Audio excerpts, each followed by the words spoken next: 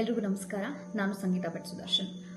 Fire film industry for rights and equality ಕಡೆಯಿಂದ CM ಅವರಿಗೆ ಒಂದು ಮನವಿನ ನಾವಿವತ್ತು ತಲುಪಿಸಿದ್ದೀವಿ.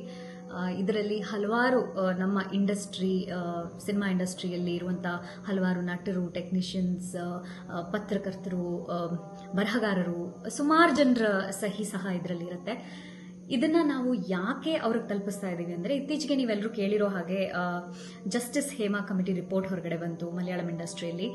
ಅದಕ್ಕೋಸ್ಕರ ಇದನ್ನ ಮಾಡ್ತಿದ್ದೀವಿ ಅಂತಲ್ಲ, ಹಲವಾರು ವರ್ಷಗಳ ಹಿಂದೆ ಕನ್ನಡ ಇಂಡಸ್ಟ್ರಿಯಲ್ಲೂ ಸಹ ಮೀಟು ವಿಷಯದಲ್ಲಿ ಸುಮಾರು ಜನ ತಮ್ಗಾದಂಥ ಸೆಕ್ಷುವಲ್ ಹರಾಸ್ಮೆಂಟ್ಸ್ ಆಗಿರ್ಬೋದು, ಅಥವಾ ಅವ್ರಿಗಾದಂಥ ಒಂದು ಡಿಸ್ಕಂಫರ್ಟ್ ಇಂಡಸ್ಟ್ರಿಲಿ, ಸೇಫ್ಟಿ ಇಲ್ಲದೆ ಇರುವಂಥ ವಿಷಯಗಳು, ಇದೆಲ್ಲ ಹೊರಗಡೆ ಬಂತು. ಸೊ ಇದನ್ನೆಲ್ಲ ತಡೆಗಟ್ಟಬೇಕು ಅಂತ ಆಗ್ಲಿಂದಾನೇ ಫೈರ್ ಸಂಸ್ಥೆ ಕಡೆಯಿಂದ ಹಾಗೂ ಹೆಚ್ಚು ನಟಿಯರಾಗಲಿ ಅಥವಾ ನಮ್ಮ ಸಿನಿಮಾ ಇಂಡಸ್ಟ್ರಿಯವರು ಇದ್ರ ಕಡೆ ಕೆಲಸ ಮಾಡ್ತಾನೆ ಇದ್ರು. ಅಂಡ್ ಅದು ಅಷ್ಟು ಸಫಲ ಆಗದಿದ್ರು ಒಂದು ಅವೇರ್ನೆಸ್ ಅನ್ನೋದು ಕ್ರಿಯೇಟ್ ಆಗಿತ್ತು. ಬಟ್ ಈಗ ಜಸ್ಟಿಸ್ ಹೇಮಾ ಕಮಿಟಿ ರಿಪೋರ್ಟ್ ಬಂದ ನಂತರ ನಮಗೂ ಒಂದು, ನಮ್ಮ ಕನ್ನಡ ಇಂಡಸ್ಟ್ರಿಗೂ ನಮ್ಮ ಒಂದು ರಕ್ಷಣೆಗೋಸ್ಕರ, ಅಥವಾ ನಮ್ಮ ಹೆಣ್ಣು ಮಕ್ಕಳಿಗೆ ಅಥವಾ ಗಂಡು ಮಕ್ಕಳಿಗೆ, ಹೆಣ್ಮಕ್ಳಿಗೆ ಮಾತ್ರ ಅಂತ ಅಲ್ಲ ಇಲ್ಲಿ ಸೇಫ್ಟಿ ಇಲ್ಲದೆ ಇರೋದು, ಪ್ರತಿಯೊಬ್ಬರಿಗೂ ಒಂದು ಸೇಫ್ ವರ್ಕ್ ಎನ್ವೈರನ್ಮೆಂಟ್ ಅನ್ನೋದು ಒಂದು ಕ್ರಿಯೇಟ್ ಆಗಬೇಕು ಅನ್ನೋದು ನಮ್ಮ ಮೊದಲನೇ ಒಪಿನಿಯನ್, ನಮ್ಮ ಮೊದಲನೇ ಉದ್ದೇಶ. ಸೊ ಈಗ ಇಲ್ಲೂ ಒಂದು ಇದೇ ರೀತಿ ಕಮಿಟಿಯನ್ನ ನಮ್ಮ ಗವರ್ಮೆಂಟ್ ಮಾಡಿಕೊಟ್ರೆ ಇದು ತುಂಬಾನೇ ಹೆಲ್ಪ್ ಆಗುತ್ತೆ. ಯಾಕೆಂದ್ರೆ ನಾಳೆ ಬರುವಂತ ಪೀಳಿಗೆಗಳಿಗೆ, ನಾಳೆ ಬರುವಂತ ಆಕ್ಟರ್ಸ್, ಆಕ್ಟ್ರೆಸಸ್ಗಳಿಗೆ ಇದೊಂದು ಸೇಫ್ ವರ್ಕ್ ಎನ್ವೈರನ್ಮೆಂಟ್ ಆಗಲಿ ಅಂತ. ಮತ್ತೆ ಇರುವಂತ ಇನ್ಇಕ್ವಾಲಿಟಿ ಬಗ್ಗೆನೂ ನಾನು ಹೇಳಕ್ ಇಷ್ಟಪಡ್ತೀನಿ. ಈಗ ಹೊಸದಾಗಿ ಬಂದಿರೋರಿಗೆ ಸಂಭಾವನೆ ಕೊಡದೇ ಇರೋದು, ಅಥವಾ ತುಂಬಾ ಕೆಲಸ ಮಾಡಿರುವಂತವ್ರಿಗೂ, ತುಂಬಾ ಎಕ್ಸ್ಪೀರಿಯನ್ಸ್ ಇರುವಂತವ್ರಿಗೂ ಇಲ್ಲ ಸಂಭಾವನೆ ಕೊಡಕ್ಕಾಗಲ್ಲ ಅಥವಾ ಕೊಡದೇ ಇರುವಂತದ್ದು, ಈ ರೀತಿ ವಿಷಯಗಳಿಗೂ ಒಂದು ಸ್ವಲ್ಪ ಗಮನ ಹರಿಸಲಿ ಅನ್ನೋದು ನನ್ನ ಒಪಿನಿಯನ್. ನಮ್ಮ ಕನ್ನಡ ಇಂಡಸ್ಟ್ರಿಯಲ್ಲಿ ಸೇಫ್ಟಿ ಮೇನ್ ತುಂಬಾನೇ ಮುಖ್ಯವಾದಂತಹ ಒಂದು ವಿಷಯ ನಾವು ನೋಡ್ಕೊಳ್ಬೇಕಾದದ್ದು.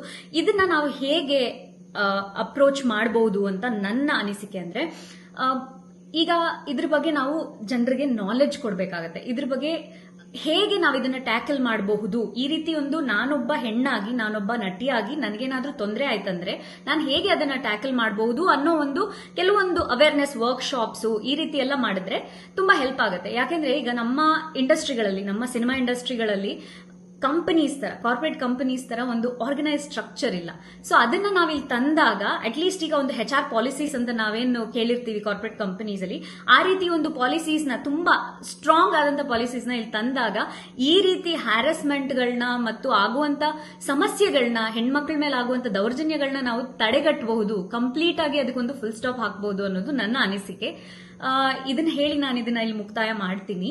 ಬಟ್ ಸ್ಟಿಲ್ ಈಗ ನಾವು ಕೊಟ್ಟಿರುವಂತ ಅಪೀಲ್ ಬಗ್ಗೆ ನನಗೆ ತುಂಬಾನೇ ಹೆಮ್ಮೆ ಇದೆ. ಯಾಕೆಂದ್ರೆ ಅಟ್ಲೀಸ್ಟ್ ಈ ಒಂದು ವಿಷಯದ ಮೂಲಕ ನಾವೆಲ್ಲರೂ ಒಟ್ಟಿಗೆ ಬಂದು, ಎಲ್ಲಾ ನಟರು, ಎಲ್ಲಾ ನಟಿಯರು ಹಾಗೂ ಪತ್ರಕರ್ತರಾಗಿರ್ಬೋದು, ನಮ್ಮ ಮಾಧ್ಯಮದವರಾಗಿರ್ಬೋದು, ಅಥವಾ ಬರಹಗಾರರಾಗಿರ್ಬೋದು, ಟೆಕ್ನಿಷಿಯನ್ಸ್ ಆಗಿರ್ಬೋದು, ಪ್ರತಿಯೊಬ್ಬರೂ ಫೈರ್ ಸಂಸ್ಥೆ ಕಡೆಯಿಂದ ಜೊತೆ ಸೇರಿ ಸಪೋರ್ಟ್ ಮಾಡಿ ನಿಂತು ಸ್ಟ್ರಾಂಗ್ ಆಗಿ ಇದನ್ನ ಫೈಟ್ ಮಾಡ್ತಿದ್ದಾರೆ.